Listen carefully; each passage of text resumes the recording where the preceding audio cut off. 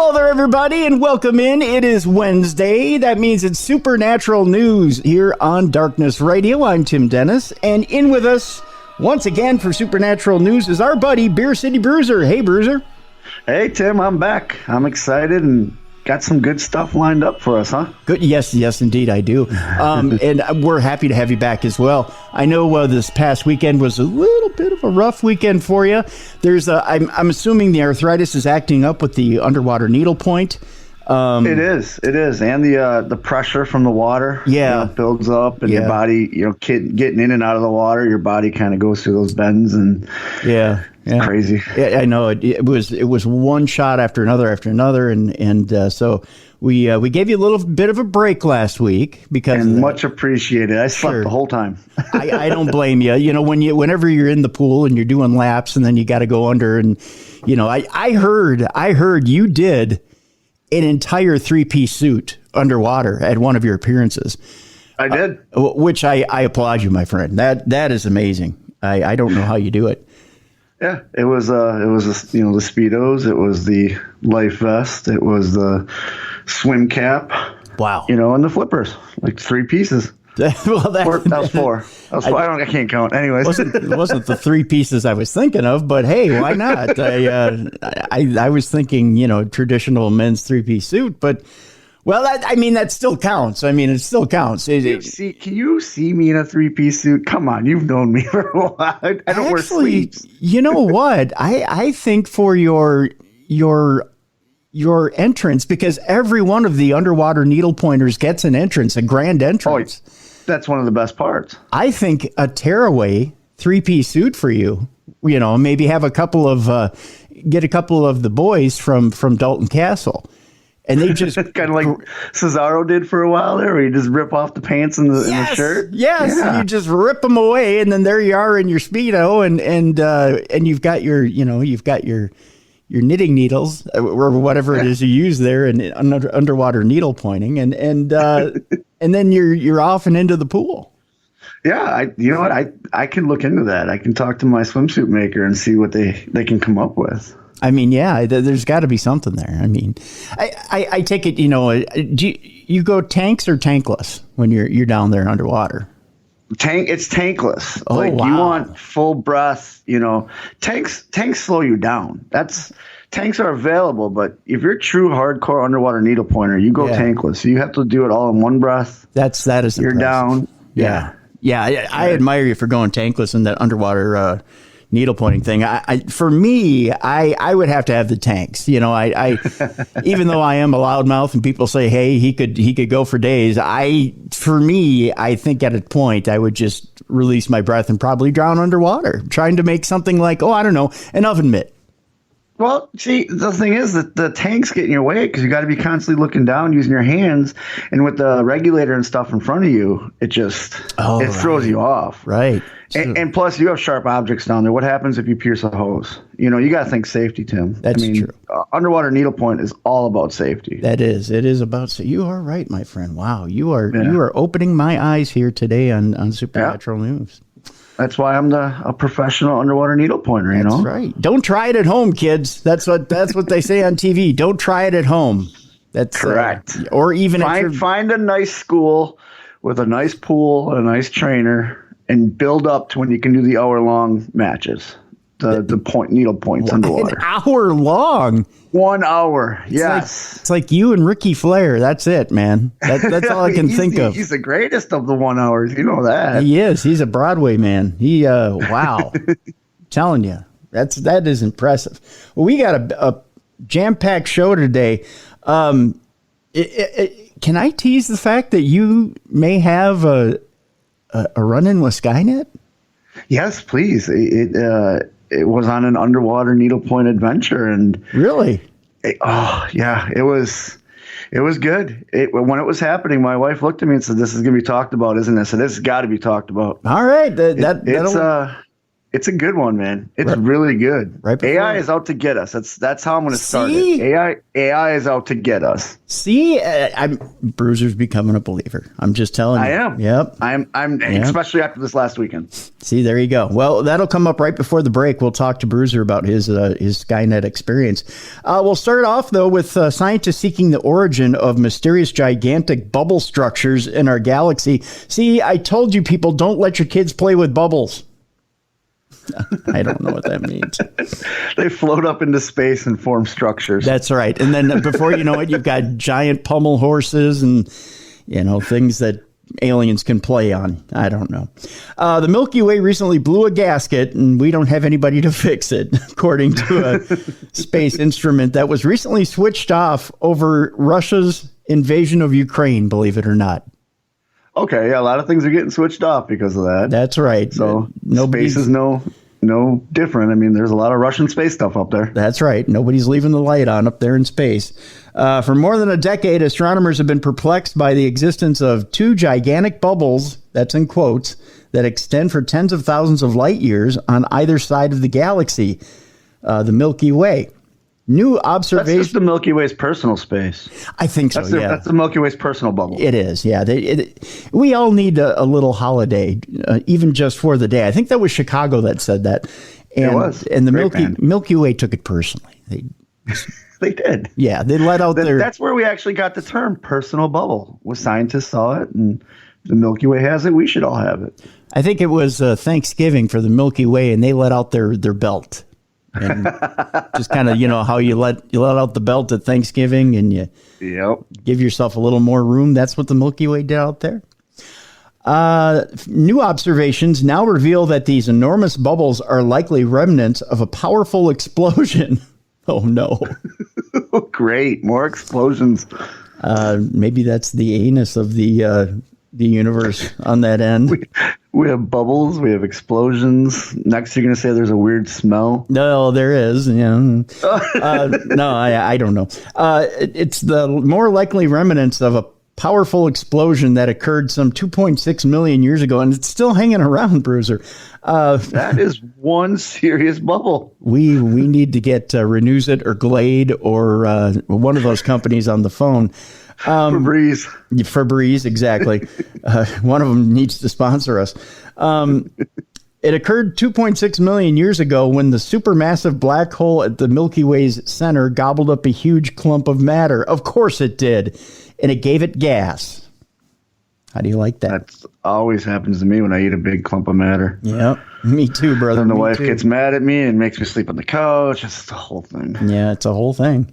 This glimpse into the pyrotechnic past of our galaxy was captured by Rosetta, which is a sophisticated X-ray instrument developed by the Max Planck Institute for Extraterrestrial Physics in Germany. This breakthrough from Rosetta, which is part of the Russian-German Spectre RG Space Observatory, has a special poignancy to it, considering that the instrument was indefinitely switched off on February 26th in response to Russian invasion of Ukraine. A team led by Xiang Yi Yang, who is an assistant professor of, I want to get it correct, a professor of astronomy at the National Tsinghua University in Taiwan. I'm an alumni. I don't know if you know that. I didn't know that. Yeah, of that university. I went for a short time, went for a month. Well, that's good. Yeah, that's good. You're broadening your horizons. Yeah. I went for a language course. Failed miserably. I can tell by the pronunciation of these names. Thank you. Now you know why they kicked me out after a month.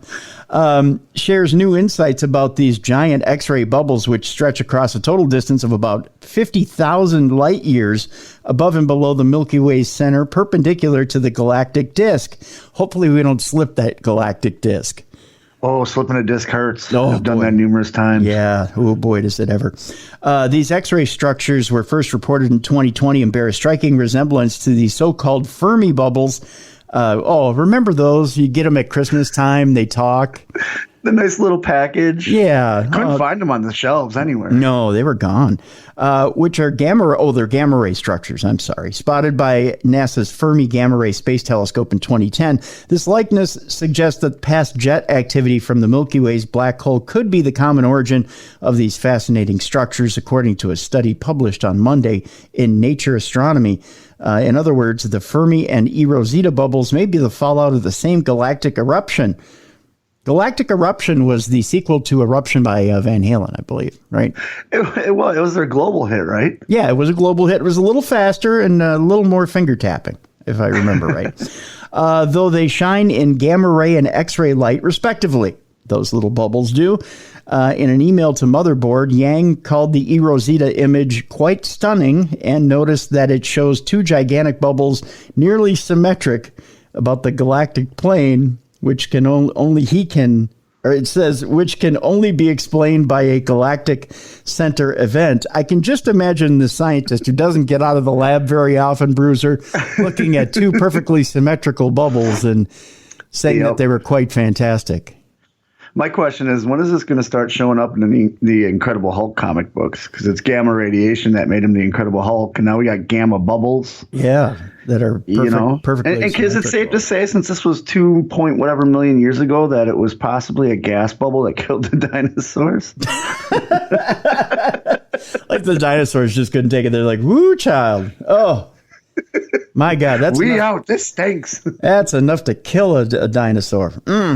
Given that Rosetta has only just opened up this powerful new window into the X-ray sky, by the way, and the secret's hidden there, it is deeply disappointing that Russia's invasion of Ukraine has forced the instrument's team to suspend its operation.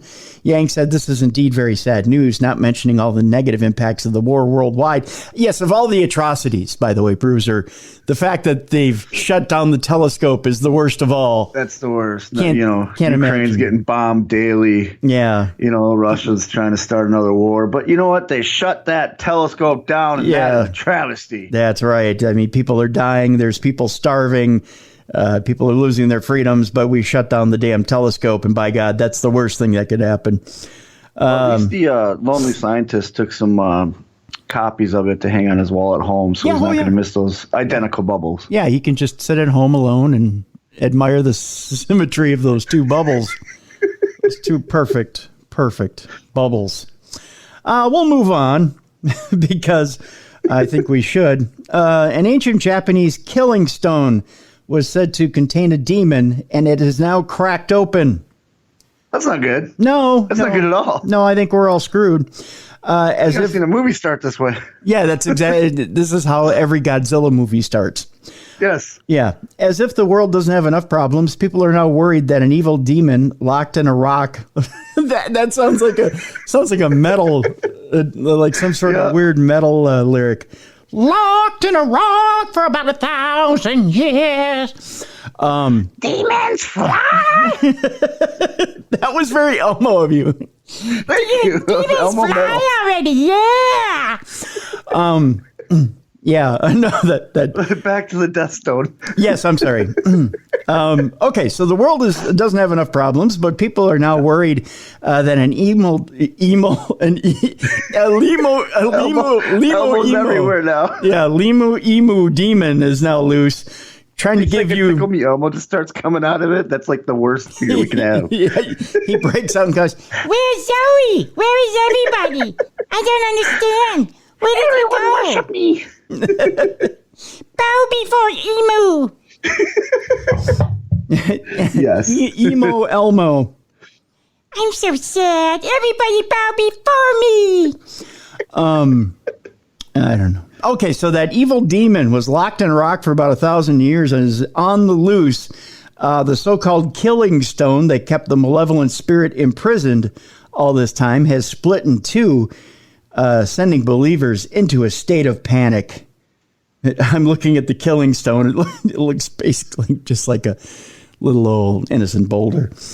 Although there is... Are they sure they got the right killing stone? Yes. Although there is a... I don't know if... Can you see this? If I just hold this up like this? Do you see that post? It's got the... Yeah. What is that post? It's like a warning post. Oh, okay. Yeah, it's like do not open this rock. Yeah, do not open this rock, or please empty all your containers before you put them in the recycling. Something like that. I don't know what exactly that says, but in case of emergency, avoid rock. Yes, avoid rock. Japanese legend has it that anyone who comes into contact with the rock will die. Whoops. According to mythology, the volcanic rock, officially called Sekai? Sekai? S-E-K-I. How many times have you been to Japan? Sekai? Okay. Yeah, it sounds like Sekai. Sekai. Okay. Is home to Tomomo no Mei, a.k.a. the No Mei, yes. The nine-tailed fox. Oh, yeah, I've heard of that. Yeah. I visited her a couple times at the strip club. The foxes are a big thing in the were community with the werewolves and all that. The foxes are like little devious, and the more tails they have, I guess the more devious they are. Well, this one's got 9, so not exactly wanting to trust it. No, now with 9. Yep, now with 9. 1 maybe 2. Yeah, not 9. 2. Yeah, you're fine. 9, not so good. The demon apparently took the form of a beautiful woman who was, that's how they get you, who was part of a plot to kill Emperor Toba, ruler of Japan from 1107 to 1123. Located in the mountainous northern region of Tochigi. I think it's Tokagi. Is it Tochigi? Tochigi? Tochigi. Yeah. Tochigi. Near Tokyo. The rock is something of a tourist hotspot, but now visitors are fearful. Some speculate that the evil spirit may have been resurrected to wreak havoc once more. Yay! I feel like I've seen something that shouldn't be seen, one visitor said on Twitter. Others have commented saying, here, I thought 2022 couldn't get any worse. Oh, come on. It's a broken rock. You haven't actually seen anything yet. Now a furious Japanese spirit is freed from its killing stone, someone else said. But another joked, my guess is the demon is going to look around at 2022 and want to go back to the rock for another millennium.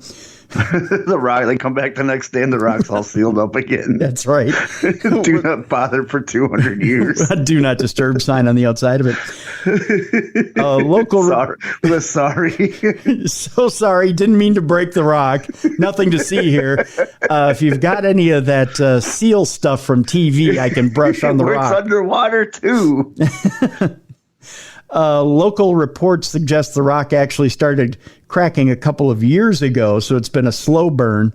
It's thought rainwater might have gotten inside and caused the damage. Officials are now mulling over what to do with the rock's remains and who would attempt to restore it. In other news, prudish NASA has admitted that it may have to study. This is totally unrelated. I don't know why they throw this on the end. Prudish NASA has admitted that it may have to study sex in space if humanity is ever going to make it to other planets. Maybe they'll get the nine-tailed fox involved here. I'm saying that's what it is. This is how the nine-tailed fox gets us. It wants us to go into space, to go by those bubbles, and it's going to destroy everything. See, you tied it all together, Bruiser. I did. Look at that. That's why you have me on here. I see those damn nine-tailed foxes. And their bubble fascinations. An ancient mega landslide deep under the ocean. They just added a bunch of crap at the end of the story. I don't know why I even went that far. What it was is they knew that the demon story was like, oh, this is a great shocker story, but we have this really boring NASA story. What do? Let's just throw it here so people keep reading the article and don't even know they have nothing to do with each other. Meanwhile, on the other side of the earth. Okay. Interesting story here in that I don't know that it belongs in supernatural news, but maybe we start a new category. Dumb supernatural deaths. Sure, why not? Somebody get stabbed with dowsing rods or something? No, this is even better. What's your normal wake-up routine? Wake up, stretch, check my messages, go to the bathroom. What, in fact, I'm going to hold this up here because intern Yoko just ran this into me. Do you ever start the day with this bad boy right here? I This is funny. When I'm on the road, I drink coffee. Yeah. But when I'm at home, I don't. It's weird. Something about hotel coffee. On show days, I have to. Okay. It's not necessarily to get up for this thing, because all of you lovely people give me the energy, the strength to move on. That was very prophetic, wasn't it? It was either prophetic or pathetic, one or the other. There's a rock cracking somewhere, Tim. Yeah, there is, with a demon with my name on it. No, for some reason it's just it's a little cool in my studio, so I drink like warm coffee. It just keeps me. Well, it keeps you warm. Yeah, it keeps me warm. But caffeine does nothing for me. It doesn't stimulate me. It doesn't wake me up. It doesn't do anything for me. It's just the warmth of the coffee kind of keeps my inner self all warm and fuzzy. Yeah. See, I'm the opposite. I can do a cup of coffee and I'm pretty good. That's why I always do it on the road, because there's no sleep on the road. Yeah. Yeah. Free coffee in the hotel room and 1 cup and I'm ready to go. The one thing that does kind of wake me up a little bit when I do Saturdays in St. Cloud is 5 Hour Energy. Oh, okay. Yeah. See, those didn't do anything for me. Yeah. And I had to stop energy drinks altogether because I spent the night in the hospital because of them. Oh, I suppose with the heart rate, it'll. So it was real hot outside, and I used to drink between 8 and 9 a day, and I guess they dehydrate you, and I didn't know that.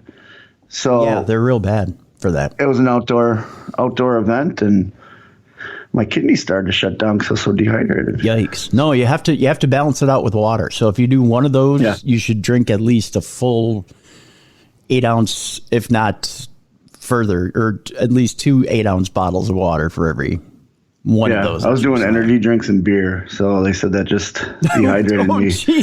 And I told them on the energy drinks I had, they're like, that you're not supposed to do that. So I haven't touched an energy drink since then. Yeah, the energy drink and beer thing is probably not the way to go, my friend. Yeah, it worked for so many years, and then just that one time, But that's all it takes, one time. Yeah, that's true. That's true. Well, it turns out that a Colwyn Bay man died after a 200 coffee caffeine overdose. I can't believe this. It's true. This guy drank 200 cups of coffee. What? Yeah. It's like that Futurama episode where Fry's trying to break the record or something like that. And 200 cups of coffee? And believe it or not, Bruiser, this guy is a personal trainer. I don't mean to laugh at a guy's death, but I mean, you go to a person. His heart exploded, is what it was. His heart exploded.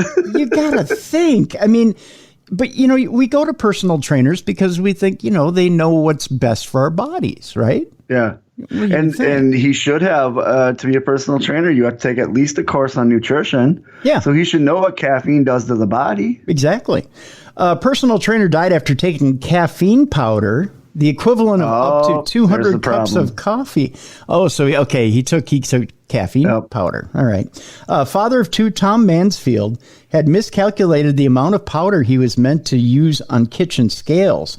An inquest in Ruthin heard the 29-year-old from Colwyn Bay fell ill straight after drinking his mixture on January 5th of 2021. Reaching a conclusion of misadventure, coroner John Gittins said the cause of death was caffeine toxicity. So yeah, you can drink too much caffeine, kids. Caffeine is used by some gym goers, with some fitness websites recommending it for improving sports performance in certain doses. However, experts have warned that when taking powders, there is a risk of consuming over the recommended amount. On Tuesday, an inquest heard Mr. Mansfield began clutching his chest and complaining his heart was beating fast after consuming the product. Minutes later, after going to lie down, he began foaming at the mouth. His wife, Susanna, alerted neighbors and family and called an ambulance. Paramedics tried to resuscitate him for 45 minutes, but was later pronounced dead at Glyn Hospital there in Wales. The hearing was told the scales that Mr. Mansfield had and used to measure the powder had a weighing range of 2,000 to 5,000 grams, whereas he was attempting to weigh a recommended dose of 60 to 300 milligrams. So what was he trying to do then? It was, I think he misunderstood the grams from milligrams. Yeah, and so he must have just automatically thrown up 300 grams or whatever it was. 300 grams instead of 300 milligrams. It was this miscalculation which led to a massive overdose. The hearing was told he had bought a 100-gram bag of the powder from Blackburn Distributions, and a statement read to the hearing. Its director, Ben Blackburn, said the powder should be weighed to 2 decimal points in milligrams, and the suggested dosage was 60 to 300 milligrams of the powder up to twice a day. He said scales for the purpose of weighing such small amounts can be purchased. They're out there. The company did not, at the time of Mr. Mansfield's death, include scoops in the packaging because they are not always accurate. But Mr. Blackburn said this has now changed. They are including those scoops in the packaging. It has also enhanced the usage instructions and increased the prominence of potential side effects. A postmortem examination showed that Mr. Mansfield had caffeine levels of 392 milligrams per liter in his blood. That's a lot of coffee. Yeah, it is. That's a lot of coffee. Yeah, those pre-workout stuff, man. Like the old wives' tale is a cup of black coffee will do you. You drink a cup of, a little diner cup of black coffee, and that'll get you through your workout. Yeah. But now you have all these pre-workouts with the BCAAs and all that stuff to make you all tingly, and they throw caffeine in there. I was taught early you don't get powders unless there's a scoop in there because it's so hard. Unless it's a single shot, you open it and dump it. Yep. So I can see doing that. To give people an idea what you're talking about here, Bruiser, caffeine levels would typically be 2 to 4 milligrams per liter if someone had drunk a cup of filtered coffee. So he had 392 milligrams per liter in his blood. 2 to 4 milligrams per liter is the normal cup of coffee. That's a lot of coffee per liter. That's a lot of coffee. Yeah. Mr. Gittins said, I wonder what his workout was before that. He must be having a great workout before that. Oh, he's before the whole couple deep knee bends and then go home. Yeah, that's about it. Yeah. Mr. Gittins said it appeared Mr. Mansfield had been aiming for the mid-range of the recommended dose. Oops. Oh, whoa. But he got his math wrong, and there were unintended consequences, which had a fatal effect. I'm sorry, I cut you off. What were you going to say there, bud? Oh, no, you're fine. Oh, okay. Okay. Yeah, it's that's just, what a horrible way to go. Yeah. Well, yeah. Just because that's a heart attack into a stroke, into a coma and a death. Instantly. Ugh. You've heard of King Tut's meteorite dagger before, right? I have. I'm a big fan of anything King Tut, because of the whole curse thing. That was a dagger someone made for him out of the meteor that crashed to the earth or whatever. That's one way of putting it. Yeah, there are different stories out there as to how this dagger was formed. Correct. Well, there's new mysteries out there as far as this meteorite dagger is concerned, and there's a new story out there this week. When archaeologists first glimpsed the gilded splendor of King Tutankhamun's tomb, they never thought that one of the most fascinating artifacts didn't originate in Egypt or on Earth. Tutankhamun's ascended from the throne at 9 and died at 19. While he may not have reigned long, he did wield an iron dagger that was, in the most literal sense, out of this world. It might not have looked like much compared to all the riches unearthed from his tomb, including a gold death mask that seems to gaze into the hereafter. But the blade of this dagger was actually carved from a meteorite that had previously fallen to Earth. The question is where that dagger was forged. Never mind the origin of the asteroid that burned up in the atmosphere and sent a meteorite hurtling to Earth, where the dagger itself came from, is debatable. But the type of space rock it was made from might have now revealed something. Researcher Tomoko Arai of the Chiba Institute of Technology in Japan looked up close to find out what type of meteorite was used for such a weapon. She co-authored a study recently published in Meteorics and Planetary Science. not a word I use very often. Meteoritics? No. Meteoritics. Like economics, but meteoritics? Right. The era of King Tutankhamun was around 1300 BC during the late Bronze Age, she told Sci-Fi Wire. It is widely believed that the subsequent Iron Age started around 1200 BC. That is when the presence of the Tut iron dagger has raised doubt. This and other pre-Iron Age artifacts are made of iron, suggest the metal was obtained from meteorites before there was a surge in smelting and steel production. It had a pattern that could have been or only been from an octahedrite. Octahedrite are actually the most common form of iron meteorites, and what gives them away is known as that's a big German word. Widmanstätten pattern formed by lines of kamacite, which is an iron-nickel alloy that intersect. This was previously unknown because a Widmanstätten pattern is impossible to see without a microscope. It showed after the dagger was zapped with X-rays to give the researchers a better idea of what it was made of. Another sign of an octahedrite is embedded flecks of iron sulfide. They were almost mistaken for rust. The metal in the Boy King's dagger is also the same kind as that from the Japanese meteorite Shiragahi, from which several royal swords are known to have been made. That doesn't necessarily mean that the blade or its raw material came all the way from Japan. What it does mean is that because Shiragahi is an octahedrite, there is something to compare the dagger to. How it was forged also became apparent because the Widmanstätten pattern was still visible.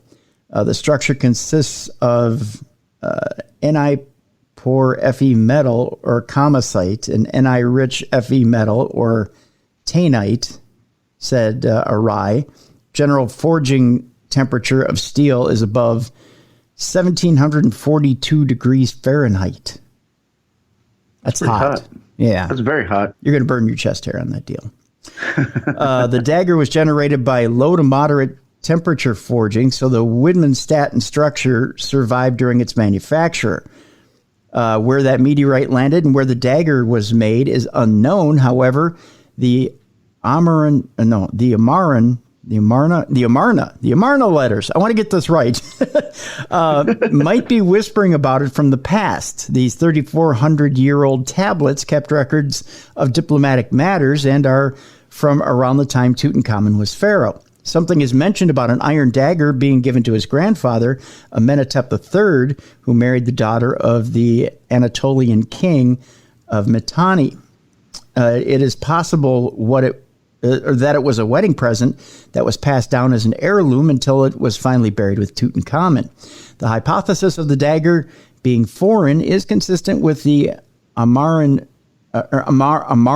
letters, not Amarn, but Amarna letters, Arai said. We find the plaster used for the gold hilt was also what was not used in the ancient Egypt during that era. We think that this is also in line with a foreign origin. King Tut's mummy was also found with an iron bracelet and headrest.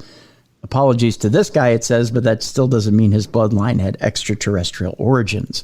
So they're saying that the hilt is foreign, Bruiser, and that it isn't necessarily Egyptian, and that it may have come from other. From like the Japanese, where those swords were. Not necessarily Japanese, but it may have come from other help me out here, from other other countries, planets. No, other not bloodlines, but other families, descendants. Yeah, descendants. There you go. Yeah, I don't know why I had such a hard time saying that. And they might have gotten it from other lands. I think it's just cool that to have a meteor knife. Like, I always thought that was cool that, Yeah. It was a knife made from a meteor, Does it hold supernatural powers? That would be awesome. That would be awesome if it had some sort of weird power, even if it just attracted something really cool. Like exactly, a big magnet. Yeah. Can you imagine if you magnetize that knife? That would be awesome. Can you iron? Sure. Well, you can steal, but I don't know. Maybe. Yeah. I don't know either. I don't know. That's a good question.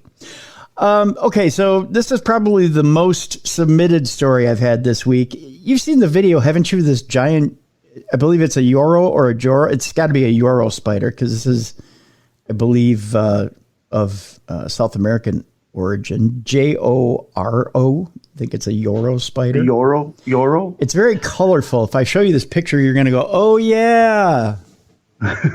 you recognize? You got to raise it a little bit. Oh yeah, yep. You recognize that? Okay. Yep. It's been all over Facebook, all over Twitter, all over Instagram. Everyone has this video of this gigantic spider that looks like it's half black widow, half tarantula, and it's got a yellow, black, and red body. Okay. But this giant Euro spider that parachutes, and that's literally what it does. It parachutes by using webs to ride the wind like a balloon. It's saying now that it's set to cover the entire east coast of America. I read a tweet that said, first the pandemic, now possible World War III, and now we have to worry about parachuting spiders. That's right. That's right.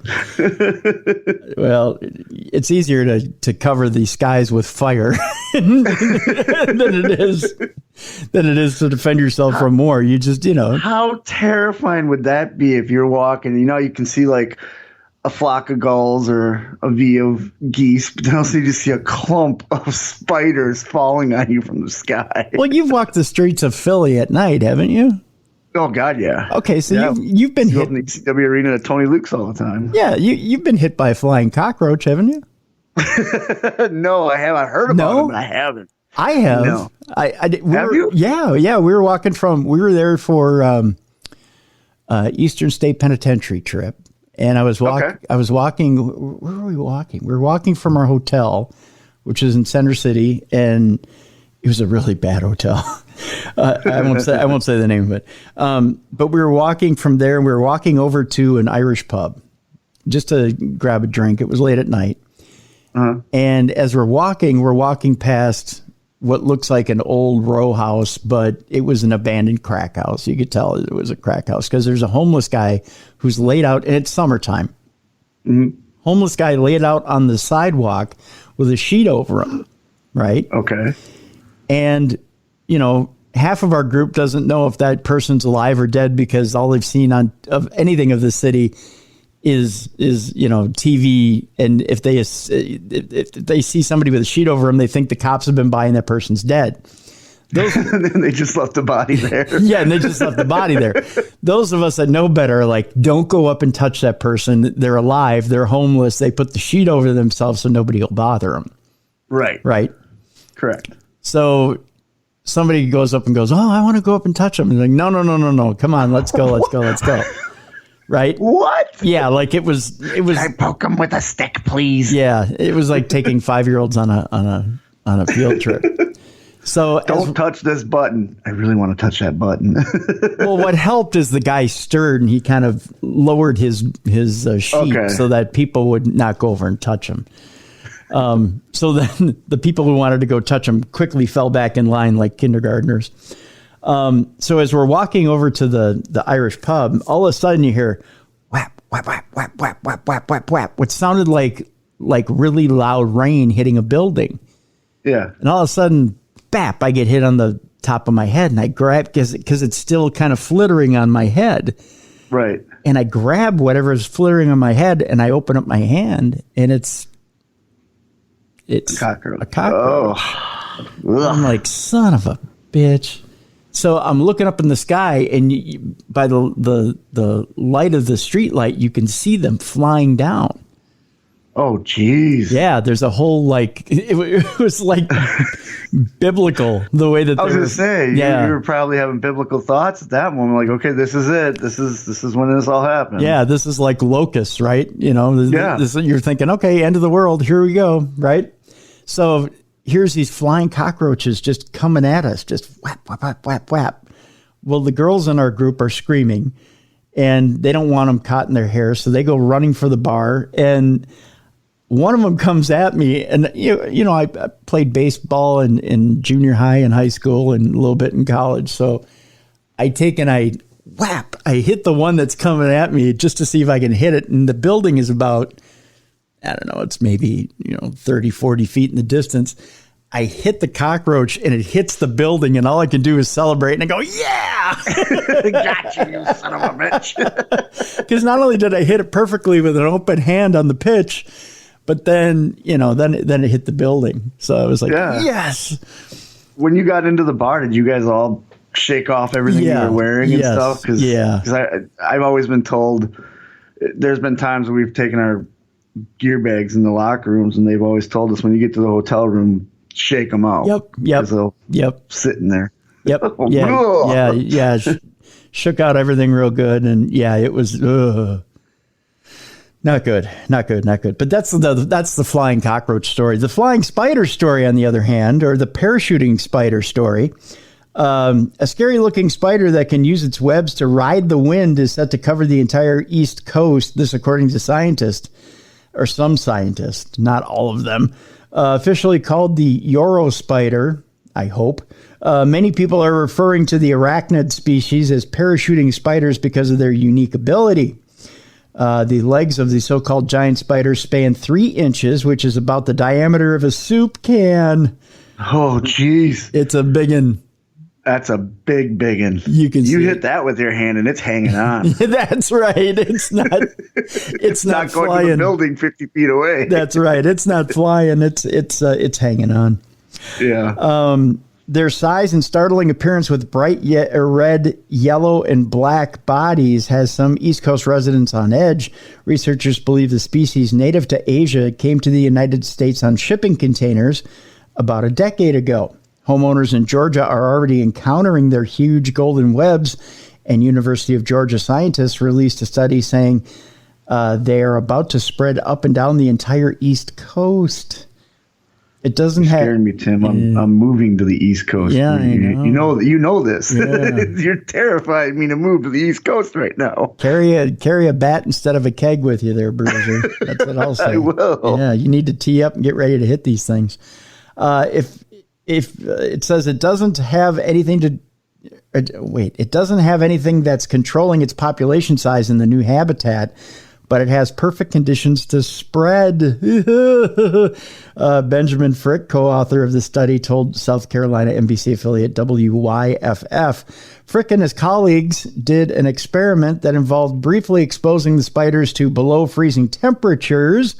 They concluded that spiders will spread up and down the coast because of their ability to survive the cold. Possibly as soon as May or early June. No, that's when I'm moving. Yeah. First spotted in Georgia in 2013 or 2014. Researchers say they've already made their way into the Western Carolinas. I'm sorry, my friend. They're already there. That's it. I can't tell the wife this. She won't want to move. You're welcome. We just bought the house, so. to quote Admiral Akbar, it's a trap. Yeah.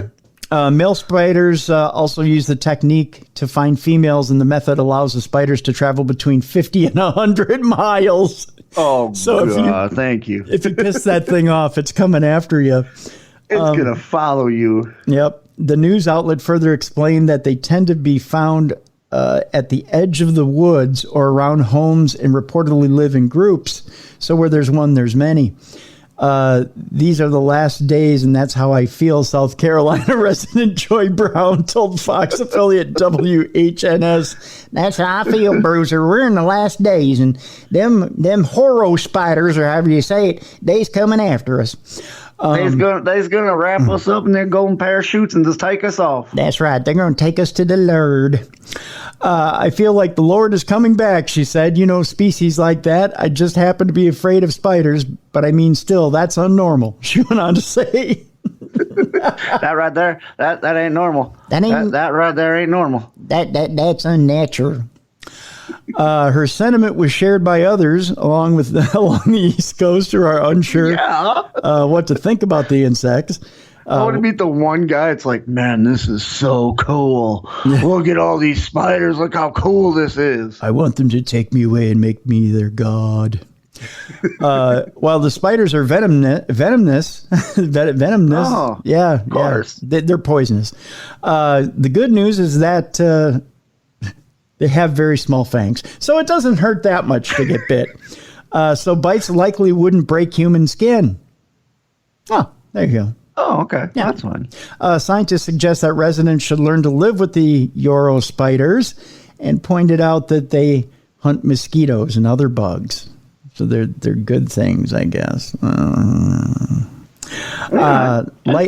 Like it or not, it says they probably just going to be here to stay. Professor of biology at USC Upstate, John Storm, told WHNS there's going to be too many of them. I'll leave you with that line, Bruiser. There's going to be too many of them. There's probably going to be just too many of them. We got to find what their natural enemy is so that I can buy it and it can hunt these things. Oh, who knows?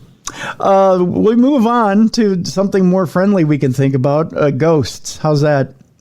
Ghosts are a lot more friendly than parachuting spiders. That are venomous. Venomous. I can't even say it. Venomous. Venom. Yeah. Haunted Bluffton restaurant, which was featured on TV's Dead Files. They want to know what happened after the filming. We'll tell you. Bluffton real estate agent Michelle Lacona's phone was blowing up last weekend, but had nothing to do with the spirited housing market and everything to do with spirits of a different kind. Lacona and her husband, Chef Julio Lacona, owners of a now closed Nonna Lucia, which is an Italian restaurant in Bluffton, were featured February 26th on the Travel Channel television network show The Dead Files. I thought this show would just slip under the radar, Michelle said. No. She told the Island Packet and Beaufort Gazette about her surprise when she started getting calls from old friends and loyal customers after the show premiered. The episode titled Hell's Kitchen was filmed at the beginning of August at Nonna Lucia, just off SC46 near the Bluffton Parkway traffic circle. It will re-air, or it already did re-air last weekend, and then this weekend as well. The show pairs medium Amy Allen with Steve DeShavi, former New York City police homicide detective. The two travel around the country to help people who believe paranormal activity is ruining their lives, the show website says. Michelle explained that they were not paid for their appearance on the show, but wanted validation of what they were experiencing. When Amy and Steve came, it was good for us mentally to know that we weren't losing our minds, she went on to say. At the time of the filming, the restaurant was closed because of extensive water damage from Hurricane Danny. While negotiating with the insurance company over the damages, they found out the building they had been renting had been put up for sale, so they decided not to reopen. We always just seemed to have bad luck there, Michelle said. All things considered, it was time to move on. Almost as soon as the Laconas took over the restaurant in August of 2019, they started noticing strange occurrences, and Michelle's health tanked. She had a heart attack and a stroke, developed vertigo and unexplained pain, and was diagnosed as a diabetic. Julio found himself getting uncharacteristically angry and depressed while in the restaurant and having thoughts of ending his marriage. They said they saw shadowy figures and heard noises like plates rattling. Kitchen items such as knives and meat tenderizers would disappear and then reappear. Employees would trip over nothing or feel like they were being pushed down. One former employee interviewed by the Dead Files said she saw the apparitions of two different women. In the episode, Allen and DeShavi arrive separately in Bluffton. DeShavi's investigation uncovers the history of the property and area, including slave shacks that were burned by the British Army on their way to attack Charleston in 1779, and the inexplicable murder of Sly and the Family Stone lead guitarist Anthony Tony Hooks in 1988. Meanwhile, Allen visits the scene and shares her impressions, including describing seeing a murdered man in a rocking chair and rows of figures heading towards the restaurant. In terms of how we felt when we were in the restaurant, that part's gone. Julio and I are back to a good place, Michelle said. Julio is working at Okatai Ale House, and Michelle is a realtor with Berkshire Hathaway. Her illness will be permanent, or illnesses, that is, will be permanent, but I feel like a different person. I feel human for the first time in a year, she went on to say. The damage, financial and emotional, from closing their restaurant hasn't completely healed either. We just take it one day at a time because it's too overwhelming to look at the big picture, Michelle said. They are hoping one day to find the right space and revive their restaurant dreams. I always said that our restaurant had the best customers. We all miss it, and despite everything, we really had some good times there, Michelle said. We made some good friends and have a lot of wonderful memories. The Dead Files airs on Travel Channel on at 9 p.m. on Saturdays, 1 a.m. on Sundays, and then this coming weekend, it will air at 8 p.m. on Saturday and midnight on Sunday. It can also be streamed on Discovery Plus. So there you go. That's pretty cool. It sounds almost demonic by the way that they were reacting to it. It's definitely negative. Yeah, whatever was affecting the two of them. That's for sure. It definitely sounds negative. That is for sure. I don't know if you know this or not, Bruiser, but since you've been on the show last, people are launching their space junk at the moon. More people, huh? Yeah, more people. What does everybody have against the moon? Is that a new dump? Evidently, yeah. The Chinese finally got a rocket there on the moon. They just kind of flung it up there. Yeah, you were telling me about this. Yeah. We had to come up with if it's illegal for them to do that. And you said, yeah, it's like an act of war. It can be, yeah. Well, to get through all those satellites, it can be, an act of war. A discarded part of a rocket has already crashed on the moon's far side by now, according to scientists. We're expecting the impact back last week, right around 12:25 GMT. I never know what global time that is. What time did it say? 12:25 GMT.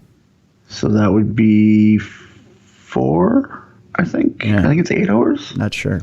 The 3-ton rocket part had been tracked for a number of years, but its origin was contested.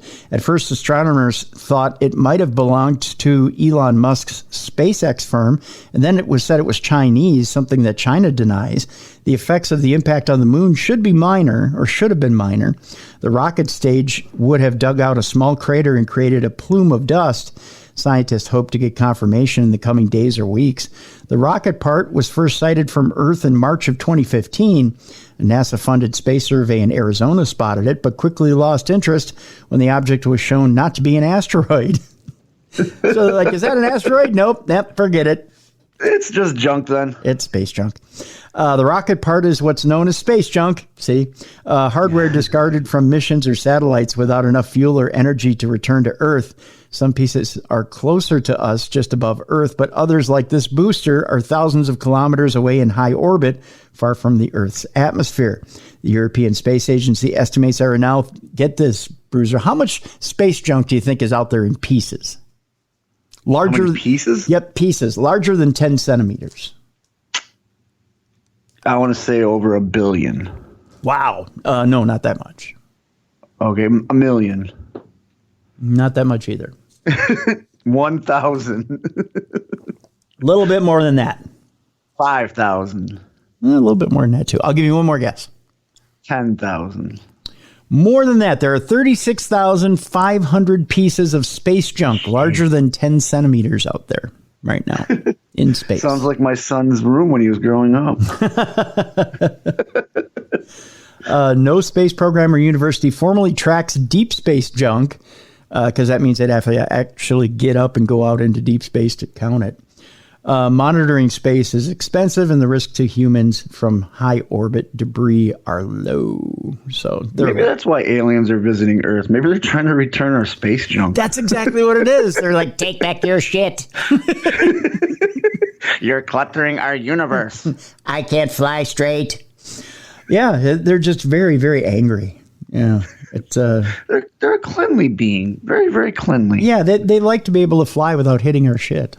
Exactly. Yeah. I can see like they're flying their UFO and space junk hits and their windshield wipers come up. Dang Earthlings! This is all your fault. You have no idea how much this will cost. My deductible doesn't cover this. We move on. There's an article out there in Psychology Today. I love this magazine. I get it at 5 a.m. on my doorstep every Monday. I don't. About your unconscious shadow taking over your life or taking control of your life. Your struggles may be your shadow demanding to be heard, it says. My shadow, huh? Yeah. So this is like a Peter Pan thing where I need it sewn back onto my feet or something, huh? Yeah, little me and my shadow. You can do a little tap dance if you want while I read this. It's written from the point of a therapist by the name of Donald Altman, who's practical mindfulness. I'm going to try to skip to the high points here of this. He says the shadow is the part of us that our conscious self-identity or ego can't tolerate. By getting in touch with your shadow side, you experience your whole being. Mindfulness lets us tune into the ingrained patterns of shadow that speak to us, which command or suggest that we behave in a particular way. Those are the high points here. So let me tell you what he thinks the shadow is exactly. Basically, the shadow is that part of us that our conscious self-identity or ego can't tolerate. For whatever reason, the shadow doesn't fit in with how we want to present ourselves to the world. And so that part is banished underground. For example, your shadow could be something in you that was shamed or viewed as unwanted by your parents, such as your body, wild behavior, or creativity. And so that part of you that was not given a voice or seen as adequate was hidden away. The thing is, the shadow never really disappears. It might be out of view from your conscious mind and ego, but it is not hiding silently away. One of the radio's most popular shows through the 1930s and into the 1950s was a scary program called The Shadow. The opening lines of that program were both chilling and revealing. It went, "Who knows what evil lurks in the hearts of men?" Or I could do it as a radio announcer if you'd like. "Who knows what evil lurks in the hearts of men? Only the shadow knows." That was the opening, by the way. There's an Alec Baldwin movie, too. Yeah, you remember that, huh? Yeah. I worked in a video store, and I was a big fan of growing up. My dad always had old-timey radio on. The Shadow was a great thing to listen to. Yeah, it was a great serial. It was a horribly crappy movie. Yeah, the movie was terrible. Frank, it was so bad. If you're a comic fan and you know who Frank Miller is, he tried to bring that to the silver screen, and it was a horrible adaptation. Frank Miller doesn't always hit home runs. No, he doesn't. And for a while, a lot of people were angry at Frank Miller during that time period. I remember that. Yes, indeed. Your shadow knows as well because the unconscious shadow never forgets. Boy, this sounds kind of hoity-toity, doesn't it? Not only that, but your banished shadow demands to be heard, even if it means sabotaging your life, career, and relationships. For some, the shadow takes over through addiction, numbing the pain that you cannot tolerate. It may crush you with depression, destroying your ability to be productive. It may terrorize you with anxiety, keeping you from enjoying your life. In each case, there is a hidden part of you that needs to be addressed and integrated into your life. Interesting.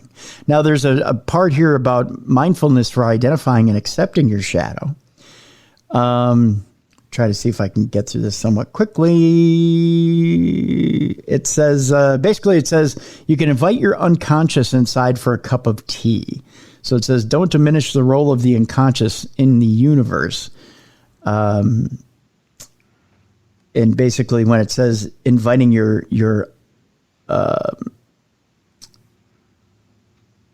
basically kind of like meditating. You're opening yourself up to all ranges, and you're inviting it. Kind of. So to come forward, I guess. He's saying by getting in touch with your shadow side, you experience your whole being. That includes the good, the bad, and the indifferent. From this point of awakened awareness, you can start to integrate the exiled parts with compassion and acceptance, thus reducing the need to hit someone else over the head. So as written in the book, The Mindfulness Code, mindfulness lets us tune into what this person has termed as mind whispers, the ingrained pattern of shadow that speaks to us, which command or suggest that we behave or move in a particular direction. Awareness of those fleeting mind moments can sometimes help us catch the shadow at work or at play.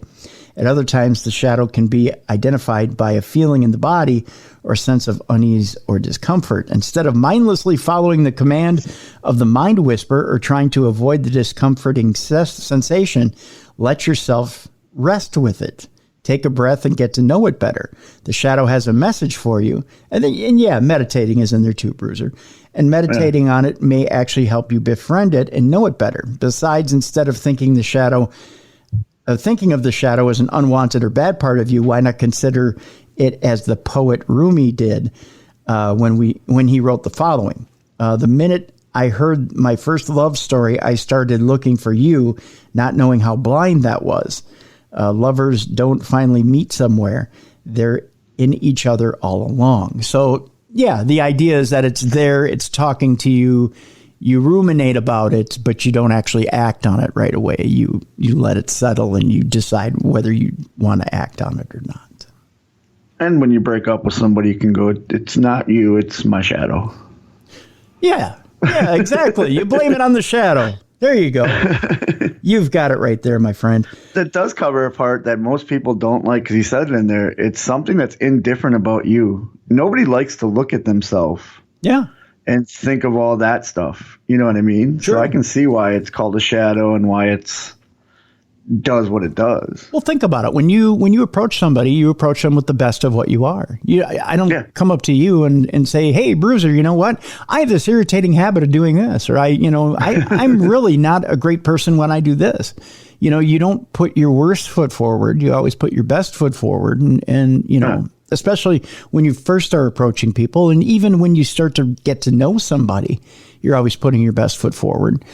And we are a prideful people. We always have been a prideful people. And it doesn't, I'm not saying that in terms of race or creed. I'm saying that as a population, it doesn't matter who you are, race, creed, color, it doesn't matter. The populace of Earth are prideful people. And everybody. And we're constantly selling ourselves. Yeah, exactly. So we tend to suppress that darker side, that shadow, because we don't want people to know who we are.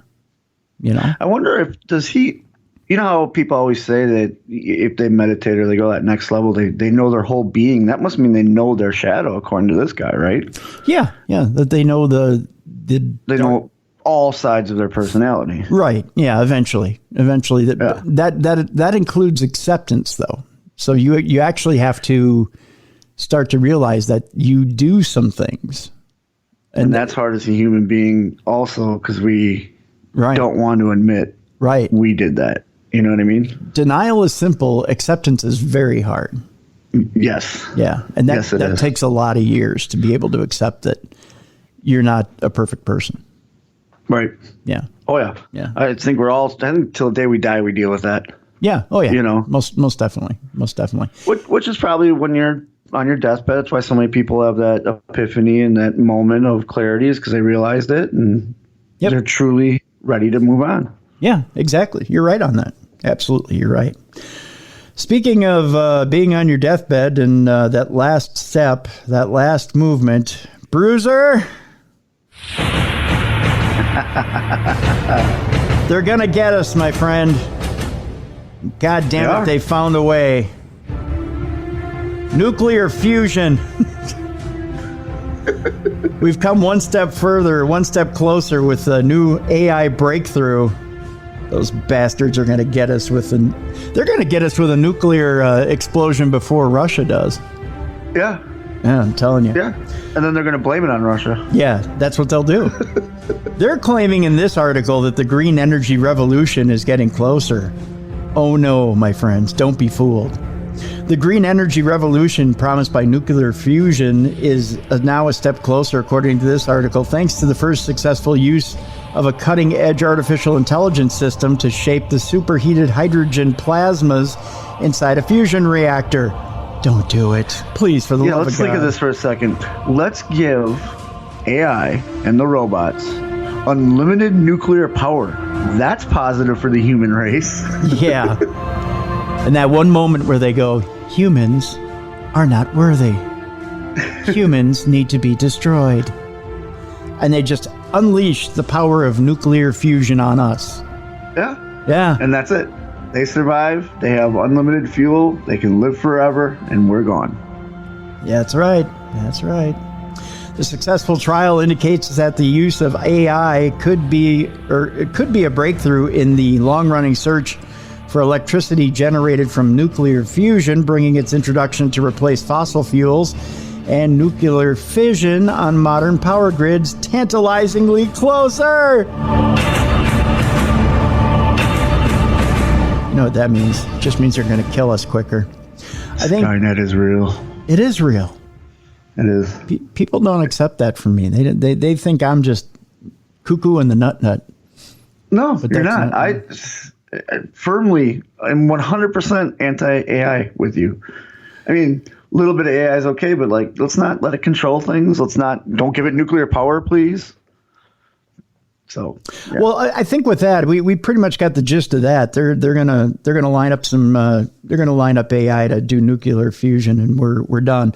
But Bruiser, you, my friend, had your own run-in. Yep. You need to tell us, my friend, what happened. So, as you know, I was in Iowa over the weekend. And a scary place on its own. Right. Well, yeah, considering the fact that where I wrestled, there was tornadoes 20 miles away. Anyways, rented a car to take out there, and it was a newer, I'm not going to say what kind of car it was, but when you put the cruise control on it, it said radar ready, which confused my wife and I. It said what? So when you hit the cruise control to turn on the cruise control button on the little dash, it said radar ready. And this grid came up. And we're like, okay, well, what's this? Set your speed. Then all of a sudden, as you're going, the car just starts to slow down on us. We switch lanes and it just starts speeding up by itself. We're trying to figure out what is going on. I guess this radar ready reads how far a car is in front of you. Yeah. And it'll speed up and slow down so you can stay the proper distance from this car.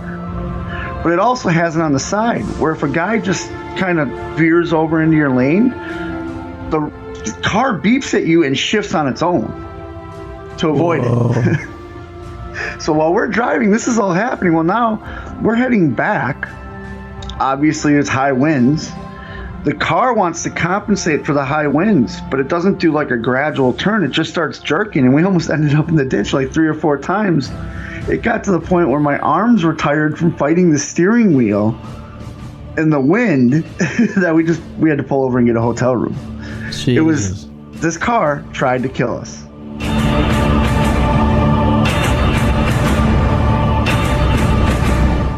That is bizarre. It is. I've never seen a radar ready. And then it would beep at you and push either the right or the left, depending where the wind or the car was coming from. And it didn't compensate for where you were on the road. You know what I mean? Like, it just, I fought a car and I won. Did you then, before you turned it into the agent, did you point at it and say evil, evil, and then throw Molotov cocktails at it and run? We returned it at night, kind of just left the keys and never want to see that car again. So kind of an anticlimactic finish to the deal. Yeah, we didn't blow the car up or anything. I mean, we arrived safely and alive. Well, no, that's good. I mean, sorry to disappoint you. No, thank God. I mean, I'm glad you're here. I just, I was expecting like torch it and kill it with fire, or you dumped it into a giant liquid molten vat like they did with Schwarzenegger, or Yeah, let's go with that. I drove it to a smelting molten plant, a smelting plant. Smelting plant, yeah.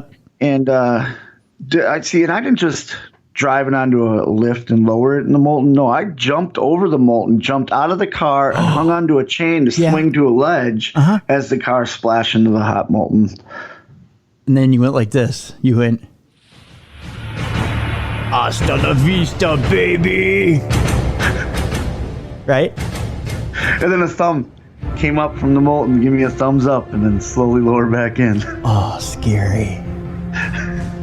That is awesome. Now that's how you end a story. I don't know. All right. Well, on that note, we'll that is, see, I'm glad you lived, my friend. I'm glad you took care of the Terminators. Oh, so terrifying. Radar ready. It scared me. I thought, okay, this is going to be lasers and stuff like that. And then the car started moving on its own, accelerating on its own, decelerating on its own. Yeah. Just terrifying. Yeah. Next time you're going to have to bring a shotgun with you, just like Sarah Connor. Yeah. Yep. Just saying. Well, with that, I'm glad you're alive. I'm glad you're with us. I'm glad the missus survived. I'm glad that just don't, I mean, you're going to have to start packing for future trips. Yeah, I'm going to have to start watching out for that AI. That's right. Whenever I get a rental car, I'm going to ask, does this have AI? Are we okay? Yeah. Is this a Skynet mobile? They may look at you funny, but then you know that they're in bed with Skynet. They got the microchips. That's right. That's when you know that they're in bed with Skynet. Tell you what, we're going to take a break. When we come back, 2 monster black holes are headed towards a collision that will rock the fabric of space-time. Oh, sure, hyperbole. Could be. You'll find out on the next episode of Soap. And then we've got, we're looking for Bigfoot. But why aren't all people looking for Bigfoot? And is Bigfoot trying to find Bigfoot? That's more of that kind of confusing stuff. And Canada is prepared to put all its UFO stuff out there. And I'm not a very good singer, and we'll find out why after the break. It's coming up next on Supernatural News right here on Darkness Radio.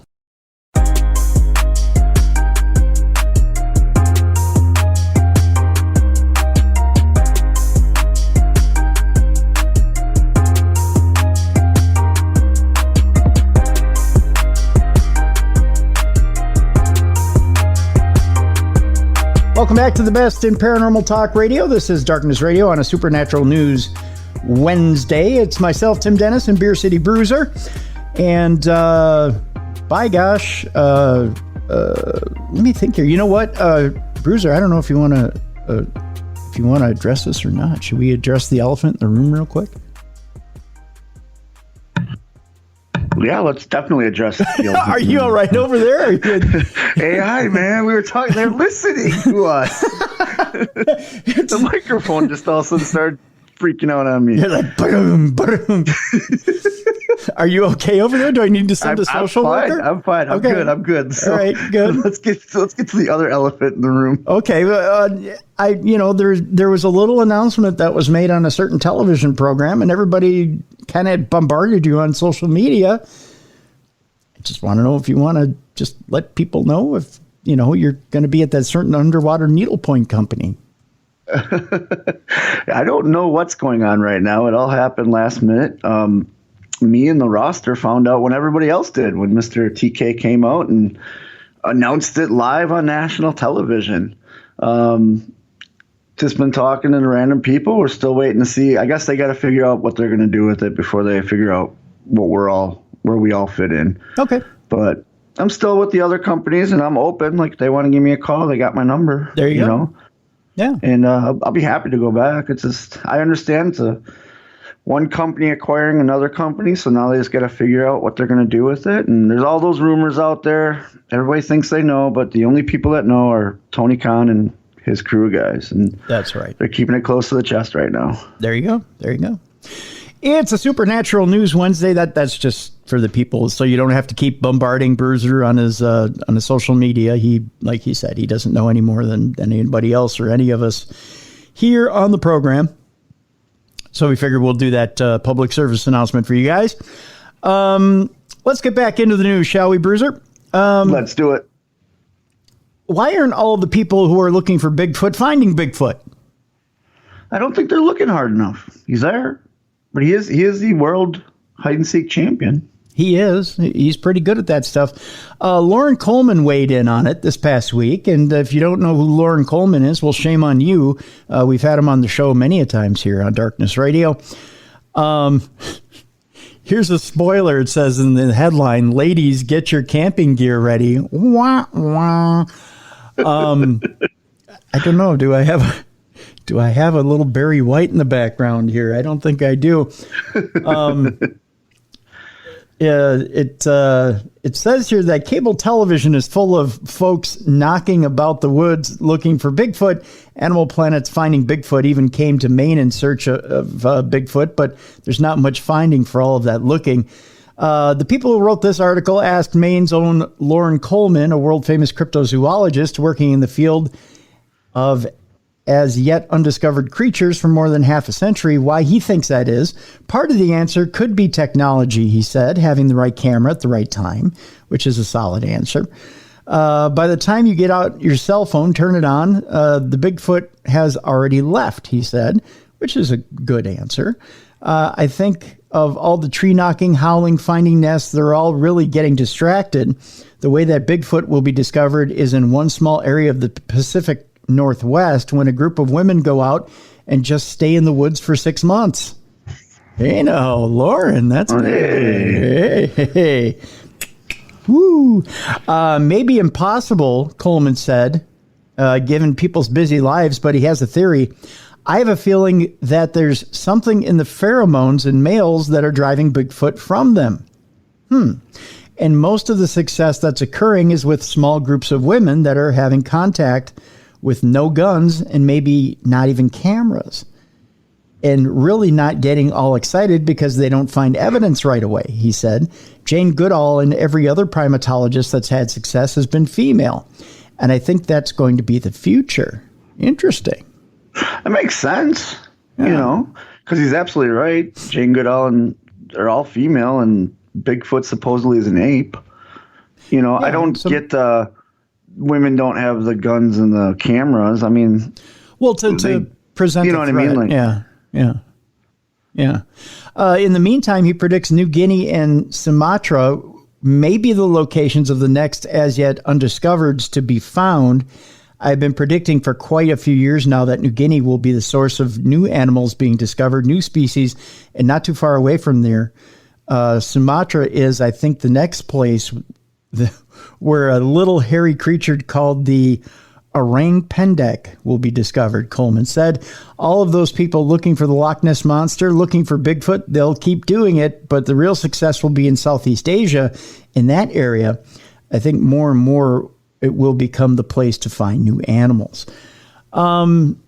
Interesting. Lauren is very sharp, very on top of it. But yeah, he brings up an interesting point, and that is, he brings up the pheromones. There are a lot of guys out there that want to, stomp around in the woods, and you do get a lot of testosterone. You do get a lot of heightened awareness. You do get a lot of, rough and tumble out there looking for Bigfoot. And if Bigfoot senses the aggression, I wouldn't want to come out either.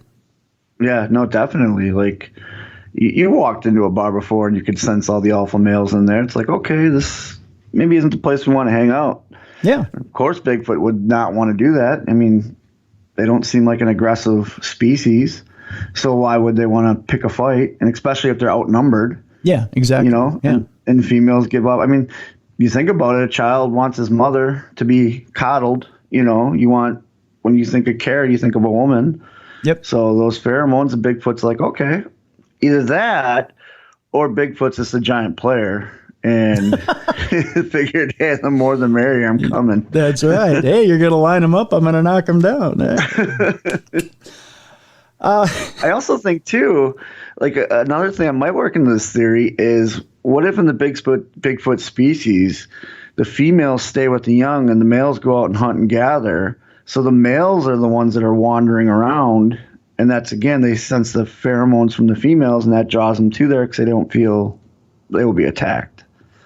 That's true. It's another thing to think of, Yeah, the males are the hunter gatherers, and the females are you're right. Yeah, that's a very I mean, I suppose mom's not going out to work type of deal but it's a dated concept. But mom's probably not going out to work in the Bigfoot community. You never know. I mean, But yeah, you're right. Yeah, it could be that way as well. Yeah. Let's move on. We'll go to Canada, where they're preparing a report into possible UFO incursions at nuclear facilities, and will consider reaching out to U.S. allies. Interestingly enough. Here's the story. It's kind of a weird little interesting story. Canada's deputy minister within its Department of Natural Resources is to prepare a report regarding any incidents involving drones or UAP. The deputy minister will also consider reaching out to the U.S. Nuclear Regulatory Commission to better assess the nature and extent of UAP and how it is handling such reports and investigations. These actions were requested on March 2nd by Member of Parliament Larry Maguire, who's the vice chair of the Canadian Parliament's Standing Committee on Natural Resources. With current tensions with Russia escalating, it seems that Maguire is keen for Canada. Keen for Canada. That sounds like a group, doesn't it? That's a T-shirt. That is. I'm keen for Canada. Keen for Canada, eh? You want to wear that one when you're vacationing in Jamaica, by the way. Keen for Canada to work with its U.S. allies to investigate any incidents of UAP or drones around nuclear installations. Significantly, Maguire also serves as Deputy Shadow Minister. That's a title right there. That's a title. Deputy Shadow Minister for Natural Resources, a portfolio that includes nuclear, which suggests Canada's conservative opposition may now be looking to take the UAP issue seriously. Canada's deputy minister within its Department of Natural Resources is to prepare a report regarding any incidents involving drones or UAP around the nation's nuclear facilities. I think it's beginning to repeat itself a little bit here. It says these actions were requested by Larry Maguire. Maguire stated and asked in January, the Swedish Security Service announced an investigation of drones at 3 of their nuclear power plants. There have also been reports over the years of other unknown drone-type flying objects flying over Canadian nuclear facilities. In the security that we're in today, it has recently been announced in the United States legislation that is just passed for the Nuclear Regulatory Commission to report the number of incidents and descriptions thereof of UAP or drones of unknown origin associated with nuclear power generation stations, nuclear fuel storage sites, or facilities regulated by the Nuclear Regulatory Commission. So I am wondering if any of the department officials are aware of the legislation that was passed in the U.S. Congress regarding these specific clauses. Hannaford responded that he was not familiar with the U.S. legislation, but stressed the importance of security at nuclear facilities. Maguire responded that he would send Hannaford the relevant information before asking if Hannaford had ever received reports of drones or UAP over Canadian nuclear facilities, to which Hannaford responded, "I have not." So it looks like they're looking into it. Yeah. But, interesting that Canada is now interested in UAP around its nuclear facilities.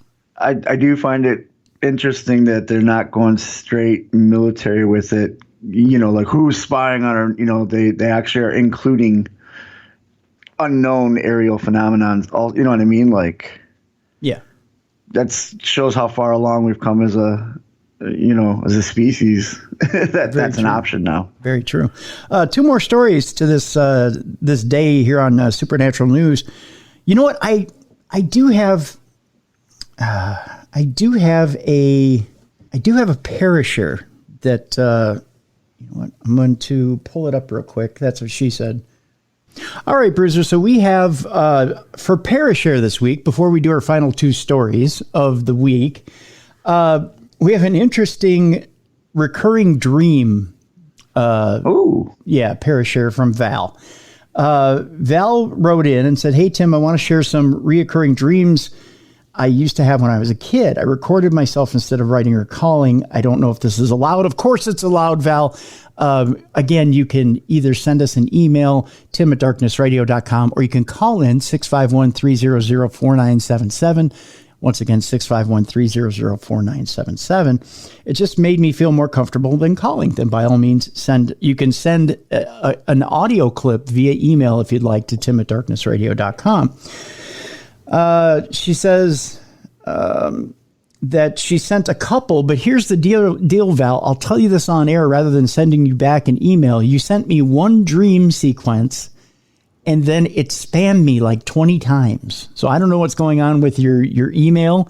So I'm going to play one of the dreams. This is the first dream, and it was the first dream you sent me. But then it spammed me for some reason. So we need your second dream. So we'll play your first dream here, Val, and then we'll weigh in on it. So here is Val's dream. Hi, Tim, and exalted co-host of the week. I just wanted to get your guys' opinion on these two reoccurring dreams I had when I was little. So the first dream I had was when I was living in my hometown of Sitka, Alaska. I had a favorite toy store there. It was probably the only toy store there, honestly. It was a small island. But I'd be in the toy store and I'd be looking around for toys. And the entire top of the building would come off, like the roof would just like disappear. There'd be a helicopter above, and it'd be shining this light down on me, and I would try to run from the light, and I could never hide. The light always found me. So I'd eventually leave the toy store. I would run to this national historical park we had on the island.